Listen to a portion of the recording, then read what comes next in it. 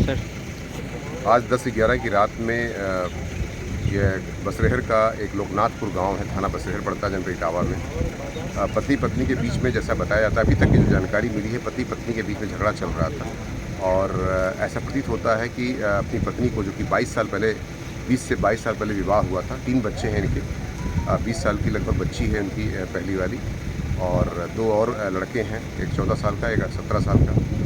और इस प्रकार से फैमिली डिस्प्यूट, जो अब तक जानकारी मिली है, फैमिली डिस्प्यूट था। पत्नी को पहले पति ने जो है बांके से या किसी धारदार हथियार से हमला किया, कई जगह चोटें आई थी, उनकी मृत्यु हो गई थी आंगन में। और उसके बाद बताया जाता है कि उनके जो पति हैं वो खुद सल्फास खा लिए थे, सल्फास के टैबलेट्स मिले हैं, उल्टियाँ मिली हैं तथा जो है लैट्रिन भी किए हुए हैं और पैंट उतार दिए थे, और थोड़ी दूर पर जा कर के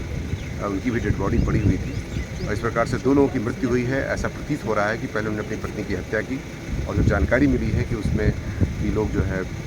ये आपस में इनका झगड़ा जो है नशे को लेकर के, इनके पति नशा करते थे और कुछ अफेयर्स को लेकर भी इनके में झगड़ा चल रहा था, जिसको लेकर के आपस में झगड़ा करके आपस में मारपीट करके उन्होंने बांके से हमला करके अपनी पत्नी की हत्या कर दी। और बाद में ऐसा प्रतीत हो रहा है, जो एविडेंसेस दिख रहे हैं उसके आधार पर, कि उन्होंने फिर जहर खा करके, सल्फास खा करके स्वयं भी उसकी जान दे दिया। और बार-बार ये कहते भी थे, जैसा कि गाँव वाले बता रहे हैं, घर वाले भी बता रहे हैं, उनके बच्चे भी बता रहे हैं कि आपस में कहते थे तुमको मार के ही मरूँगा। तो इससे ऐसा प्रतीत होता है कि आपस में झगड़ा हुआ पति पत्नी के बीच में, और किसी विवाद के कारण जो है इस तरह की घटना घटित हुई है।